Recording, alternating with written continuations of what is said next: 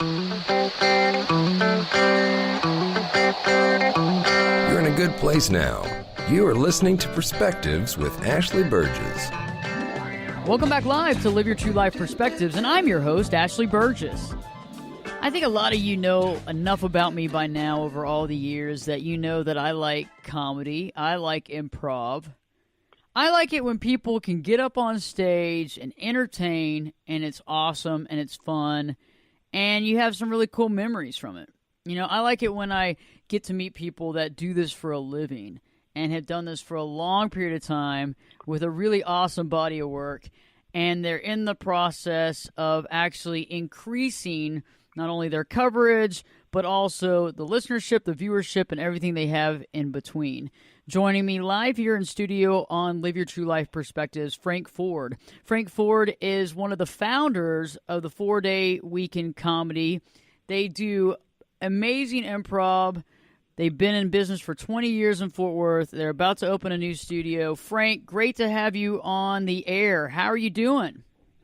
I'm doing very well, Ashley. Thank you so much for having me on as a guest. I'm thrilled to be talking to you. Thank you very much. Yeah, Frank, great to have you in studio. So tell me a little bit about how you created the 4-Day Weekend Comedy Group. All right, I'd be happy to. Well, about 20 years ago in 1997, a group of friends and I wanted to perform improvisation in the Metroplex after being inspired by what we saw at the Second City in Chicago.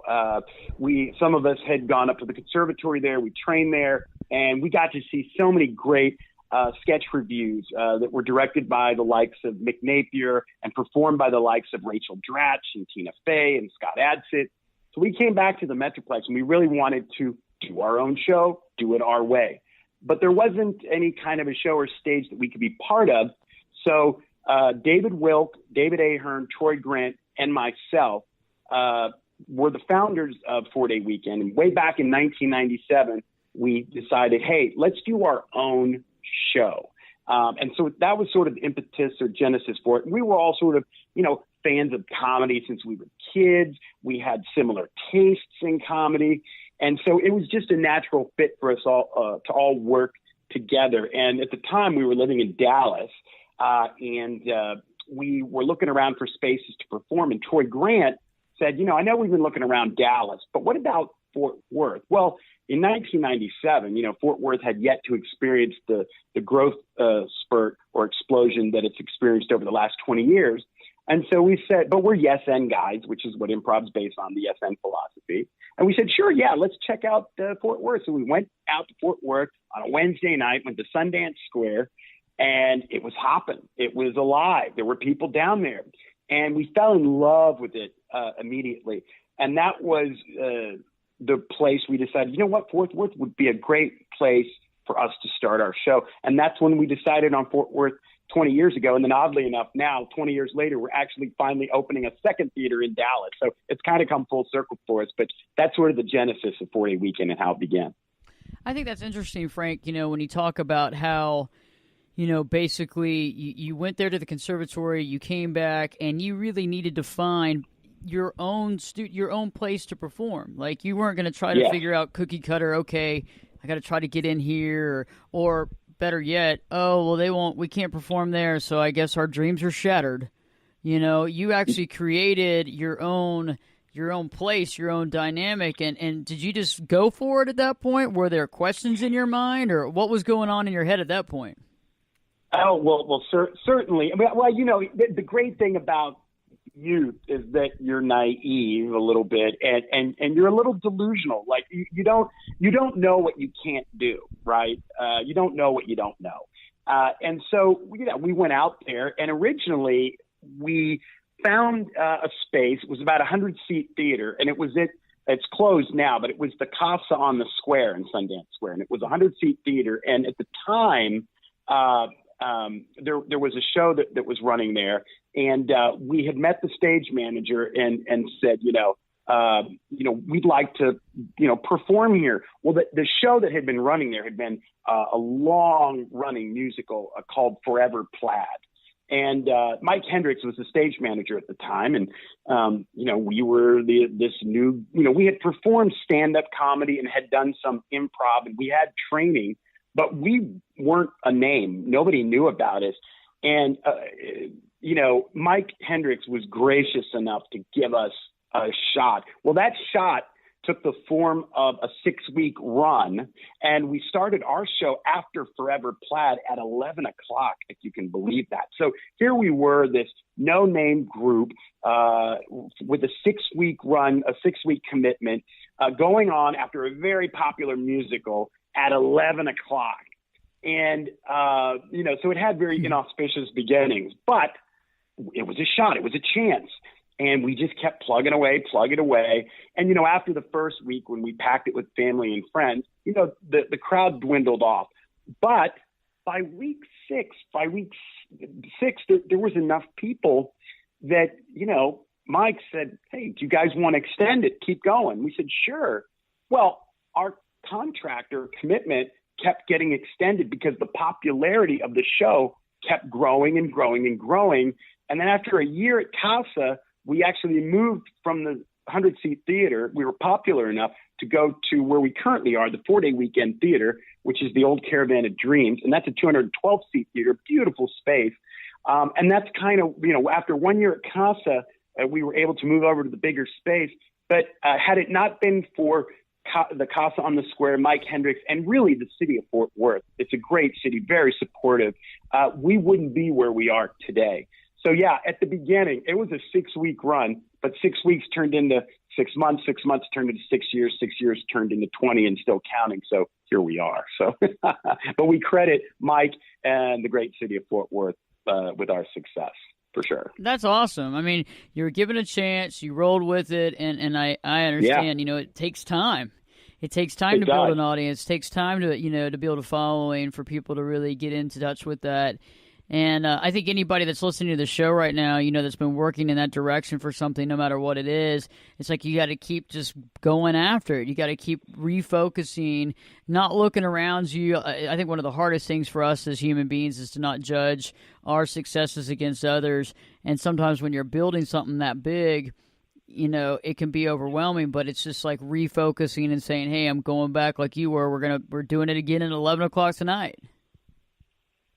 That's right. Yeah. Well, I mean, perseverance is, part of anything. If you're passionate about something, that you just got to keep at it. And a lot of people say, yeah, but you got to get a lucky break. Well, here's the thing. If you persevere, if you stick with something long enough, it's the old Louis Pasteur line where he said, chance favors the prepared mind, meaning, if you prepare, you persevere, you're going to create your own luck, your windows of opportunity that when they come along, you're going to be able to capitalize on them and take advantage of them. But none of that happens without, a passion and a perseverance towards whatever it is that you're doing. I mean, it's a huge part of it, for sure. Yeah. And we didn't think, oh, we're going to be here for 20 years and become a comedy institution in the Metroplex. And we didn't have those grandiose, lofty sort of plans or ideas. It like with anything, it's baby steps. We were just trying to get through a 6-week run. And when we did that, it was the next 6-week run. And then after that, it was the next 6 months and then a year. And then, after about, 50,000 baby steps and 20 years later, you kind of look back and go, oh, wow, we came all this way. But we didn't know we were going to come all that way. We just took it one day at a time and persevered and then capitalized on whatever opportunities came our way for the most part. Frank, as a kid, when you were growing up, when you were like 5, 6 years old, were you really into comedy? Yes, very, very, very much so. And, that's a good story, actually. And I can talk about like how my grandfather had an influence on me and certainly my mom. But it's important that not only was I bitten by the comedy bug, but I had people in my family and in my life sort of nurture me that way and sort of let me grow into it. And so I can talk about that here in the next segment. Oh, that's awesome, because I think a lot of times, we as kids, well, it's pretty much across the board. We as kids, we have these great ideas and we want to do something, and sometimes it's neither good nor bad, but sometimes our parents really get it and they let us go for it, and other times they go, wow, you're crazy. That's never going to work. What do you want to do? And we end up getting stuck in a rut of trying to figure out what we can do to make money or to have that career. And I think sometimes it gets lost in that, It does, and again, it's, thank goodness for my mom and my family and the support of my family and people like my grandfather, amongst others, many others. But yeah, if you see that passion in someone, hopefully there's someone around you who encourages you to do that. I was fortunate enough, in my life to have that. Now, that's not to say that I didn't go to college and get a degree and get a corporate job and do that for a period of time before I left it to do what I'm currently doing full time. I did all the play it by the book things that you do as an adult or young adult growing up. But it was the encouragement from my childhood that helped me to revisit it as an adult, a young adult, and then pursue it. Ultimately, I had the confidence to do it. So you can do something and then do something else in your life. We all reinvent ourselves a number of times throughout our entire life. And this was a reinvention for me personally. And I could have never done it without the support of my family and friends, for sure. That's awesome. When I return, Frank's going to be talking more. Actually, he's going to be telling us more about his childhood, because I'm really interested in that story and how that all came to be. We're going to be talking more about the 4-Day Weekend Comedy Group and what's on the horizon for them. So stay tuned, because Live Your True Life Perspectives with your host, me, Ashley Burgess, will be back in, well, you know it. I'll be back this time in 2 shakes.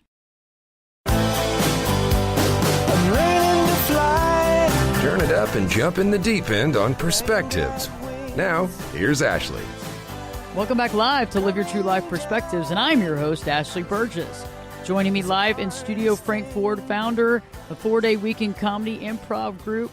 We're talking tonight about comedy, about improv, and also a little bit about childhood. Frank, right before the break, we were talking about, I wanted to know more about your childhood and how you got bit by the comedy bug and what was going on when you were a 5-year-old little boy. Were you really wanting to be a comedian back then? I really want to know, because sometimes when people become, a comedian at this level, you wonder, was this something that they've always wanted to do, or did it come later on in life? Wow. It feels like I'm on a psychiatrist's couch now with my therapist. No, go Awesome. back to your childhood. No. What's funny is, and it's like when you work with other comedians, whether they're improvisers or stand-ups or whoever, somewhere along the way, as children, you just get bitten by this comedy bug. You just, you just have this interest in it, and to greater and lesser degrees, but it never leaves you. And so for me, growing up, at an early age, and now I'm going to kind of, date myself here and age myself, but my grandparents lived in Pennsylvania, and what you used to do at the time, remember when cassette tape recorders came out and you could get your first tape recorder, and you could record yourself. Well, as opposed to handwritten letters, when my grandfather, who was sort of like a tech head back in his day, he got his first cassette tape recorder, and they used to send voice letters or voice memos. He would record them with my grandmother and then send them to us throughout the year. And they were great. And I still have these cassette tapes of my grandparents talking to us as kids and saying hello.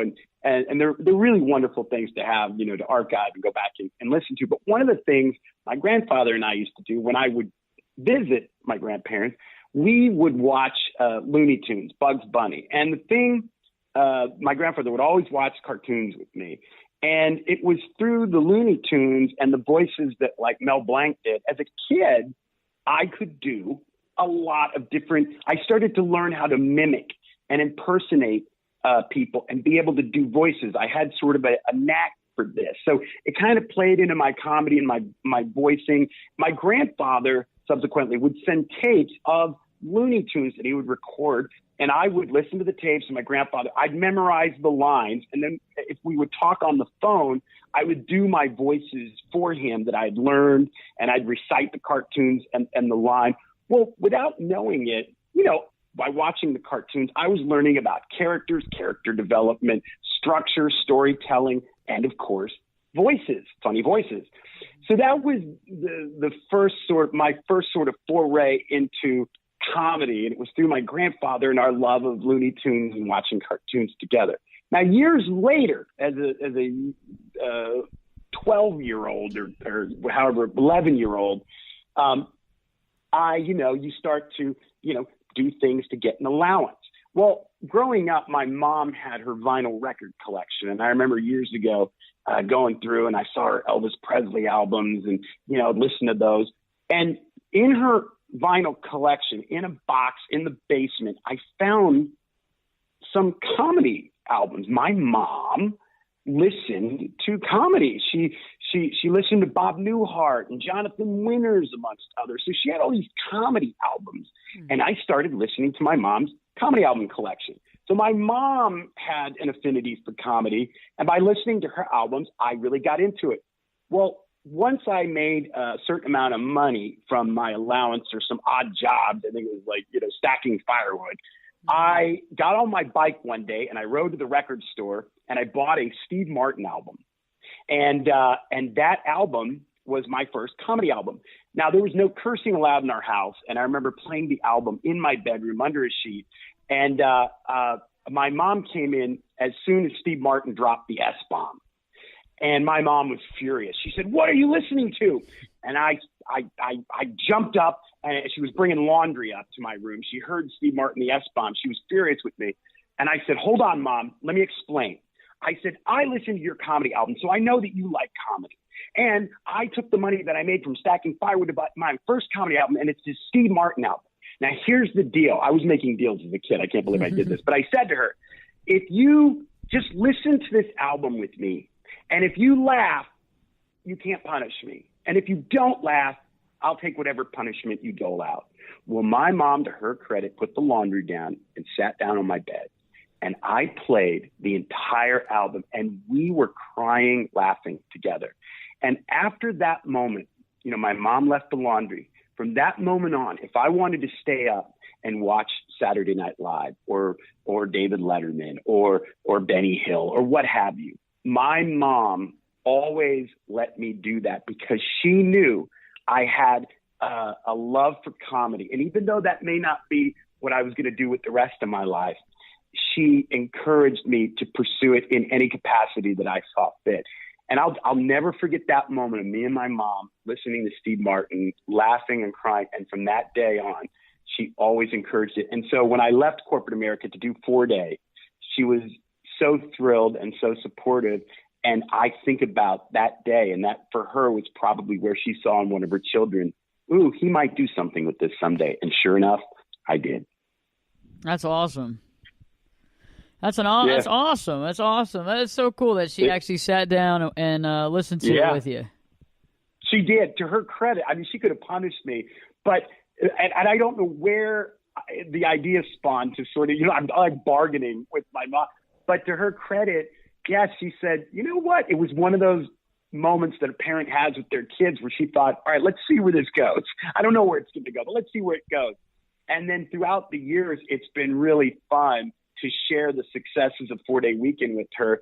And I'm sure, and I always thank her. And when our book came out, I hand wrote a nice note in it to her to give to her and credited her with being, the best yes-and person that I know, because she really was being a yes-and person as a child, and she didn't even realize what yes-and was. But her yes-ending me there led to what I'm doing now. So again, I could never thank her enough for that, because it was a gift. And she didn't realize, how important it was to do that for me at that age, at that time. So that's amazing.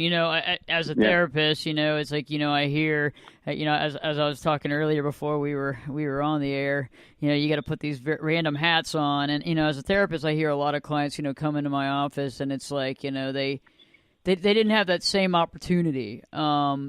And you know, we can all overcome it. You know, our past doesn't dictate our future. But at the same time, It is nice to have a family member that consciously, positively helps you to go that way that you want to go no matter what. And that's neat that you can attest to that, because I do think that it probably made your life a little easier to not be fighting against the system. Oh, you want to be a comedian? Oh, okay, you know, that's crazy. But instead there was somebody there to actually say, hey, I'm there for you. And I think it's a good idea. Yeah.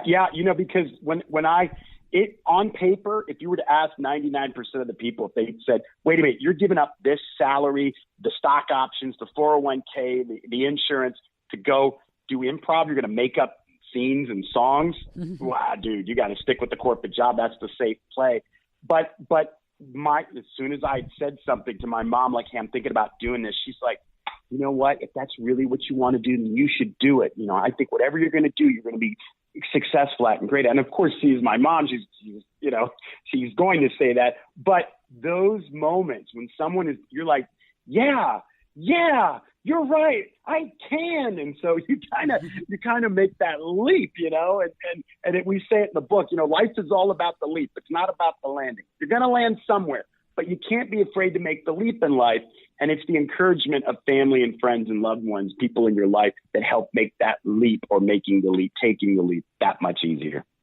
That's so neat. That's so neat. You know, another thing that I think is neat about the 4-Day Weekend Comedy Group is that y'all came together and you started this. So, you know, the few that came and founded it, it was kind of like y'all were in your own group, your own posse, you know what I mean? And I think any time that you have that, somebody to pat you on the back and say, hey, I'm in this boat with you, man, I don't know what's going to happen. It's kind of cool. I mean, it certainly is. There is like a brothers in arms sort of element to it, where, you know, everybody loves this thing as much as you do, and they're crazy as you are about wanting to pursue it to the end. You know, one of the people that we met in writing our book said, and it was funny when he said it. It kind of, we at first you thought, oh, well, is that an insult? But it really wasn't. What he was saying was, he goes, wow, you guys had to be a little bit delusional to do this. And at first I thought, well, what? Delusional? What's he mean delusional? But we thought about it, and he's 100% right. If you showed me, on paper, the statistics, the Census Bureau statistics for businesses that started in 1997 and then made it a year or 3 years or 5 years. Statistically speaking, it's insane to think we could have started a show at 11 o'clock in a city where nobody knew us. And improv at that, stand-up was king, not improv. Improv was the redheaded stepchild of comedy at the time. This is 1990. This is before Whose Line Is It Anyway? Nobody knew about improv, really. To think that was going to, last 20 years and lead to 2 theaters being open, on paper, it made no sense. So we were a little delusional to think we can do this. Now it's that naivete, that a little bit of delusion that makes entrepreneurship what it is. That is the spirit, the essence of entrepreneurship. It's that we can do this, and you have to be a little bit naive and delusional to think that, and that's okay. I love your definition. So what do I know? Yeah, I love your definition of delusional. We're going with that one. We're going with that. Go with that one. Yeah, not the schizophrenic kind of thing. I'm saying the delusional, where you think you can make something successful and it actually becomes successful, because that's the dreamer in all of us. That's the entrepreneur in all of us. That's the risk taker in all of us. We have that as part of our persona. It's part of the human condition. It's built in to do that. And so when it works out, it's like, wow. I think it's very inspirational to other people to know. When people hear that we, bunch of a group that threw in $700 a piece and did something that they love to do full time for a majority of their adult life, that's inspirational to people. I think people walk away going, you know what, those guys were a little delusional, but look what they did. You know what, I can do that. And so we hope that our book or the theater or what we've done serves as a source of inspiration for the next person to do whatever it is they want to do. I love that. And you know what? Yeah. Thoughts are things, right? The things that we think about They become are. things in our life.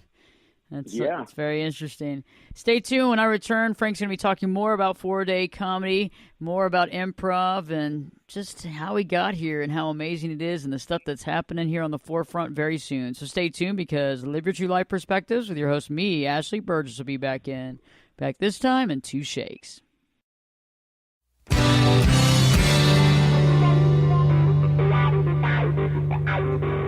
This is Jake Busey, and you're listening to Perspectives with Ashley Burgess. Welcome back live to Live Your True Life Perspectives, and I'm your host, Ashley Burgess. Joining me in studio, Frank Ford, founder of 4-Day Weekend Comedy. We've been talking about improv. We've been talking about his growing up and how he got to where he is. And now, Frank, okay, I'm going to put you on the hot seat. Okay. So I want to know. Uh-oh. I know, it's scary over here. It's scary. Big question. What makes improv work, really? Oh, okay. That's a great question, actually. All right. Yeah, because I've used a couple of terms here throughout our conversation that the listeners may or may not know. For people who have seen, for instance, Whose Line Is It Anyway, or improvisation, you know that shows are based on audience suggestions, and we'll make up scenes and songs based on whatever it is the audience throws at us. Well, the only way we can do that on stage is through a philosophy that all improv or improvisers adhere to, and it's called the yes and philosophy. Now, what is the yes and philosophy? Well, the yes and philosophy, is a philosophy that's built around being present in the moment. It's built around active listening to your partner. When you're on stage and someone yells out a suggestion, you don't have time to judge that suggestion. You only have time to take it and then start a scene based on it. So that's the yes part, accepting the idea without judgment, and then yes ending it and see where it goes. The end part, A-N-D, yes end, is the building on that idea. In our world as improvisers, there are no right or wrong answers. There are only higher and lower percentage choices. That's sort of our loophole there. But it isn't black and white, and there are no right and wrong, because we realize that sometimes somebody will throw out what seems to be a bad suggestion or a low percentage choice. And we have found that if we yes end that idea, kind of go with it, yes end it, see where it goes, don't judge it. That idea, that seemingly low percentage choice, ends up being the out of the box, out of left field idea we would have never thought of individually because it seemed like a bad idea. But we actually yes ended it into the thing that became the greatest unique idea ever. So all of improv, when you're performing, is based on this yes and philosophy. And when we were starting 4-Day, we applied it to our performances on stage. But as the business grew and we started to have employees, and we started to add a bar and a bar staff and a ticket booth and a ticket booth person and a salesperson and all this other stuff, we needed a business philosophy. Well, we're not business majors, and we didn't have a business philosophy. But we sat around and we thought, hey, this yes and, this has been really good for us on stage. I wonder if we became yes and people off stage. I wonder if we applied it to our business model and to, our home life, our personal lives. Well, sure enough, that's what we did. And so now the 4-Day culture is a yes and culture.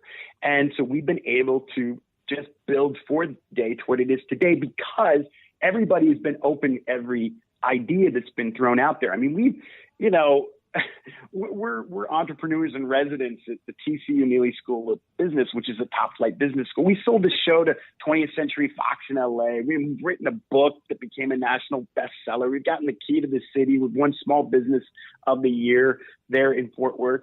And all of this was through the power and philosophy of yes and, because everybody has been open to ideas every step of the way. So it's been a boon for our business in that regard. And that kind of just is a quick nutshell of what yes and is. That's awesome. So when did the book come out? The book came out in September, and then it became a national bestseller. When did it hit the list? I think it was October, November-ish. became a national bestseller. And we're actually going to, we've been promoting it ever since through the holidays. And we're actually going to be in New York City in a couple of weeks to promote it there as well. So, yeah, and all of the yes and sort of, the book is called Happy Accidents, The Transformative Power of Yes and at Work and in Life. And what it is, it's sort of an autobiography of our journey from 1997 till now. And it talks about the successes that we've had and more importantly, the failures that we've had, but we learned from. And, you know, that's the thing. It's like when we were yes and guys, we were successful. And when we were no but guys, we weren't as successful. And as you know, there's a lot of negativity in the world. We're yes and guys that live in a no but world. But it's easy for people to become yes and people because yes and is the part of the human condition, like improvising, where, you know, improvisers collaborate. You know, we're hardwired to collaborate, to help each other out. You know, to have empathy for other people. That's how we're hardwired. And improv is all about collaboration on stage and supporting each other. And so that's why the book has really resonated with people and our corporate clients and people who take our workshop. It's because it speaks to that part of the human condition that I think has been buried or been drowned out with all of this negativity. So the Yes and our book and the Happy Accidents book has really hit home with people because I think people want to hear that because they know, yeah, that's true. That's who we are. We're not these backstabbers, these Machiavellian corporate ladder climbers that are out for, you know, blood at every given. That's not who we really are. That's who we are trained to be. But we're innately, you know, there's good in everybody, and the book speaks to that, and you bring that out through Yes and. I like that, and I live my life like that. It's interesting. It's a philosophy. I mean, you know, I live my life where, you know, you have people that, you know, will make comments about X, Y, Z, and at first you're like, you know, and then you kind of listen and you go, okay, let me listen to this out, you know, and then you kind of get more open minded, and then you start realizing. And one of the things that I practice all the time is mindfulness and being mindful, being right in the moment, you know, tabula rasa, no preconceived ideas and notions. And usually, like you said, you know, even in the concept of improv, when you don't judge it, it can be something that's really awesome. You know? Yeah, of course. And you know this.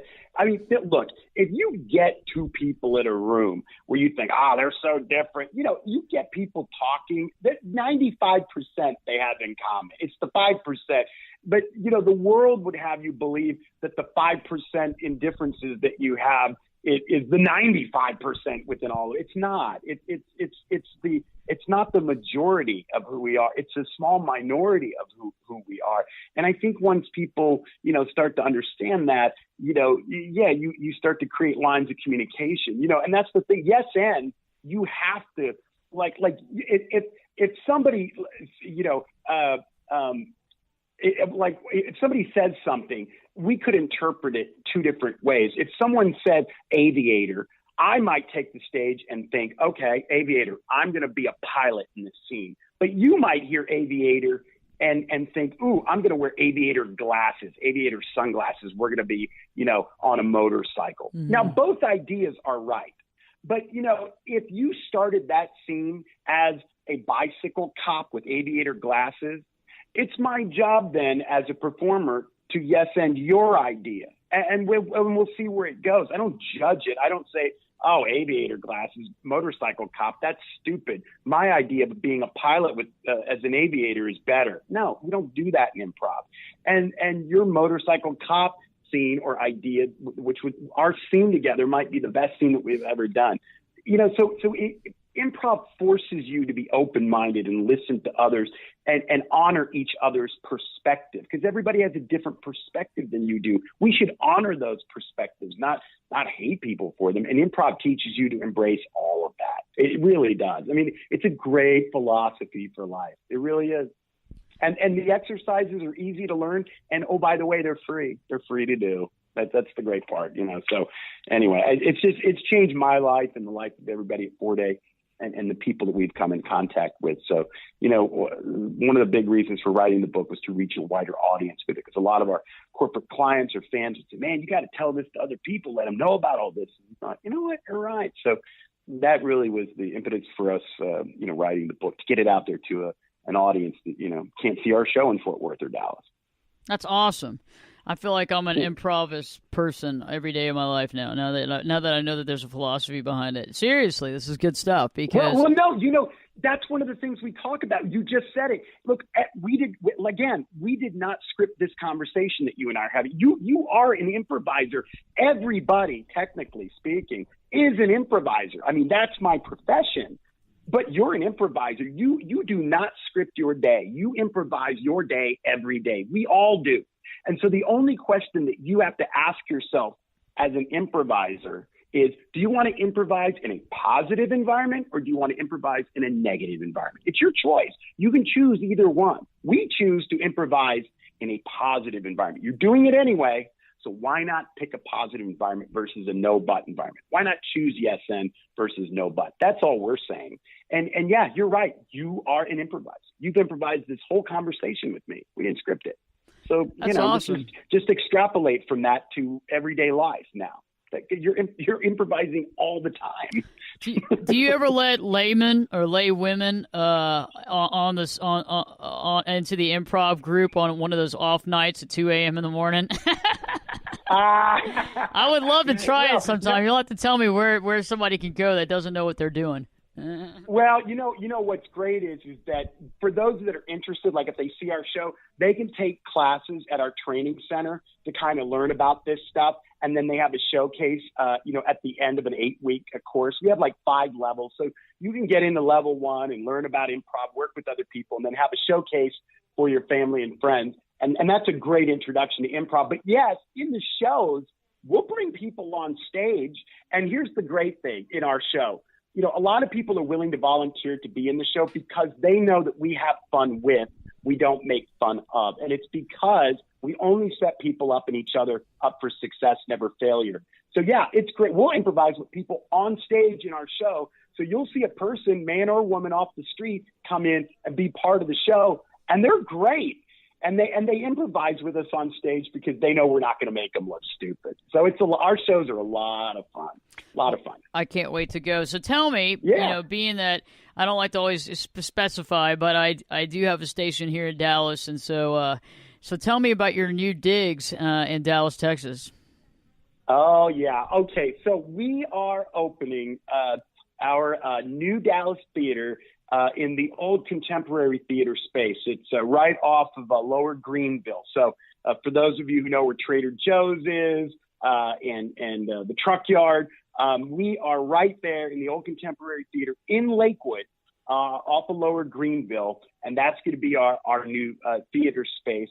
And doors open to the general public for February 3rd. I think that show might be already sold out, but there might be a few tickets left.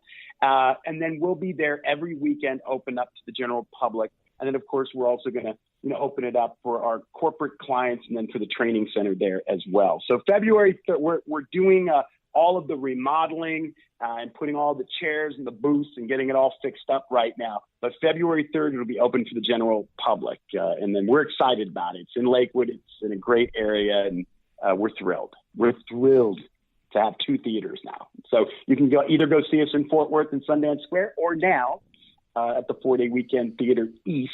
We're calling it East versus West in Fort Worth, Lower Greenville and Lakewood. Awesome. Well, Frank, I can't wait to see y'all, and hopefully, my desire is to get pulled up on stage and get to do a little improv. But I just want to see y'all, and I'm totally just stoked with the fact that y'all have a new place, and I'm just really proud of your successes, and I'm sure you'll have years and years more of awesome successes, and just keep doing what you're doing. Thank you. I appreciate it, Ashley, and I really appreciate you having me on the show to talk about all this. And of course, if you ever want to come out, I will have tickets waiting for you on my guest list, and I'll roll out the red carpet. I'd love for you to come out in either Fort Worth or Dallas and come see a show. We'd love to have you as our guest. Thank you, Frank. I can't wait, and I'm just looking forward to it. It's awesome. Thanks for coming on the show, and you'll have to come back sometime, too, and tell me how the new stage and the new theater's going. Oh, I would love that. I will take you up on that offer. You keep doing what you're doing, too. You're great at it. So thanks again for having me on. Thank you, Frank. Stay tuned. When I return, I'll be talking more about improv, but I'm also going to be talking about what Frank was talking about, yes, and not the no buts, because I think a lot of times in our life, we hear that a lot of times, we keep hearing it, and we kind of start mimicking it. And I think it's time for us to really step back and say, what do we want to hear more of? If we want to hear more of that, maybe we need to give more of that. So stay tuned, because Live Your True Life Perspectives with your host, me, Ashley Burgess, will be back in, well, you know it. I'll be back this time in 2 shakes. You could be my luck. Get in here. You're listening to Perspectives with Ashley Burgess. Welcome back live to Live Your True Life Perspectives, and I'm your host, Ashley Burgess. Well, that was a blast. Having Frank on was awesome. It was really great to talk about improv, to talk about the 4-day weekend comedy, and right now I want to talk about, well, you know, the concept of yes and the opposite of no but. You know, it's interesting when you think about that. When he was talking about that, it really made me aware of where we are today in our society, what most of us deal with on a daily basis, and some of the stuff that we have to overcome. I think that a lot of us hear the no buts a lot, no but, a lot in our life. We might have heard it from the beginning of time from our parents. We can't do something. We're not allowed to do something. When we were growing up, no. When you were going to school, when you were getting your first job, trying to get your first job, when you're going to college, trying to get out there in the field. You know, if you're changing careers right now and you're an adult in your 20s, 30s, 40s, 50s, and hearing that no, it can be very overwhelming. And sometimes you wonder, is there going to be a yes? Is anything going to happen? And I get it. And I think there's 2 sides to this equation, okay? So the first side is that, yeah, some people are just jerks, okay? And they don't want to help anybody. They don't want to do anything. It's just the way they are. They're going to tell you no all the time because that's just how they are. You know, some people are going to tell you no for various reasons, and that's fine. But I find that a lot of times when somebody says no to some degree, it might be a very helpful thing because you might not necessarily needed to go down that path. And that's something to be said for that. You know, sometimes when people say no, it's actually a saving grace. It's not, in the time that they say no, it's not to help you, okay? So consciously they're not trying to help you, and they know something within the universe, and they're like, oh yeah, I'm going to save her from herself, or I'm going to save her from going down this path because she's got to do this over here. They don't have any clue about that. They're just telling you no because they don't want to help you, or they don't want to spend any time talking about this. And I find that interesting, and I think sometimes when we are surrounded by those no's, it can get overwhelming. And I find that sometimes when we're surrounded by a lot of no's in our life, we can start saying it ourselves. We start, well, no. When people ask us, or when our first thoughts about something that somebody says is, well, that's insane. That's crazy. I'm not interested in that. No, thank you. No, thank you, ma'am. I'm not interested in that. But I've found, but I found in life that when we listen, when we become mindful, and we don't have those voices in our head telling us, oh, you can't do this, or you can't do this, or don't listen to them, or they're going to hurt you, or they're going to use you, or whatever the thoughts are going on in your head, when we can silence those negative thoughts and begin to kind of move them out of our mind and have a clear mind. And I know for some of you, you're like, oh my God, how do you do that? And I've done some videos on it. I've talked about it in some shows, and I'll do another upcoming show on it soon. But it's basically about slowing down your thoughts, recognizing what's being said in that mind, beginning to journal on it, honestly, writing that stuff down, and then working to let go of those thoughts. Because most of those thoughts that are negative are based in fear.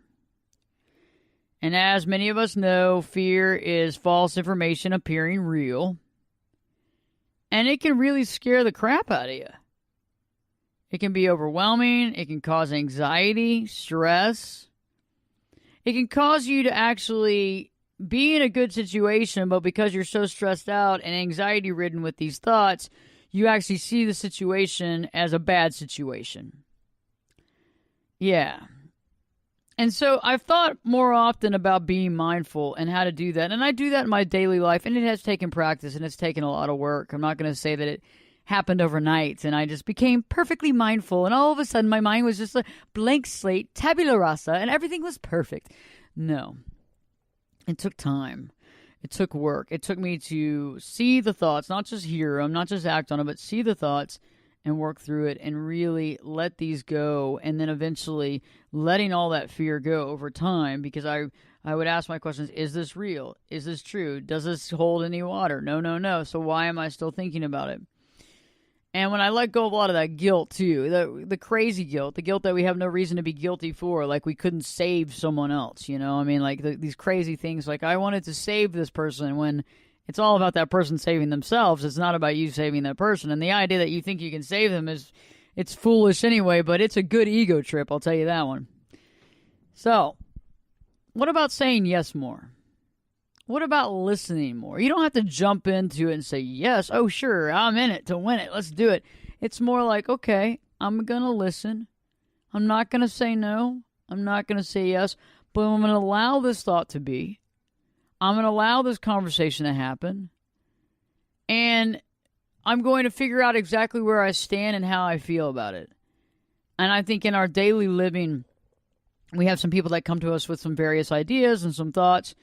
And sometimes we want to just like get rid of that thought, dissolve it, discredit it, anything we can at the time, because it's a little out of the box, it's scary, it's something we don't want to deal with, whatever it is. It could be something we never thought of. It could be something as unique as a unique idea that we go, huh? Never thought about that before. So instead of at that point saying no, that'll never happen. You know, stepping back and saying, okay, let me think about this. Let me kind of, melt around this. Let me focus on this. Let's see what happens with this. And let me get right back to you. And I found in life that when you kind of allow things to morph and kind of be its own thought and be its own energy and allow that to be, it's a really great feeling, because you're not saying yes automatically to something that you don't really know what you're getting into, but you're not saying no. And you can't just waver, though. I'm not saying you have to sit there and like waver back and forth and not make any decision, because that's not a way to live either. You can't just hold out and say, oh, well, yeah. No, it's like you have to eventually make a decision, but in the process, when we're actually allowing things to come about, we're allowing new ideas to be shared, we're allowing these things to come into our mind, all these great things, we don't have to make the decision to say no immediately. And I find that the more we allow things to come into our world, our brains, our lives, and we don't define them as good or bad, the more well-rounded and the more wise we become.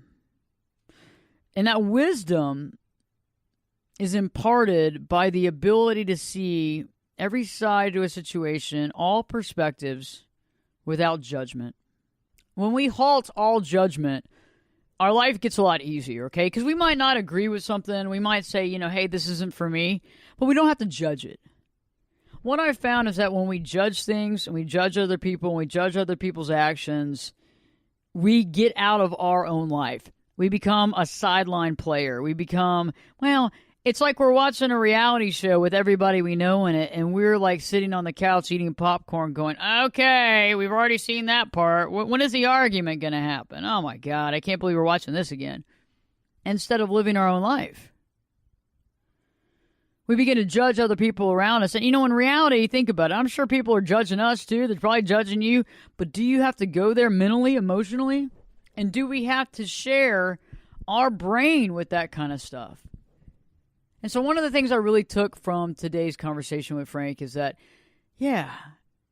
limiting that no. Allowing original thought that might not seem to be the best of thought, but it might can turn out to be the coolest thing ever. And I think doing that in your own personal life, too, with your own self, not naysaying the ideas that you have, your creative ideas, not putting it down before you've actually checked it out, not putting yourself down when you come up with an original thought, an original idea, allowing it to brew, allowing it to be, and allowing you to see it through to where that needs to go. I think that's what living's about. I think that's what wise living's about. And I think that's what it is to have an open heart and to allow things into our life. Awesome show tonight. Check out the website, ashleyburgess.com. You can check out the show in podcast format as well on Spreaker, Stitcher, iHeartRadio, iTunes, and all those things in between. And don't forget the Celebrity Perspective, the new Amazon Prime original series. The Celebrity Perspective is on Amazon Prime. Check it out. I can't wait to hear your perspective. Stay tuned because Live Your True Life Perspectives with your host, me, Ashley Burgess, will be back in, well, you know it.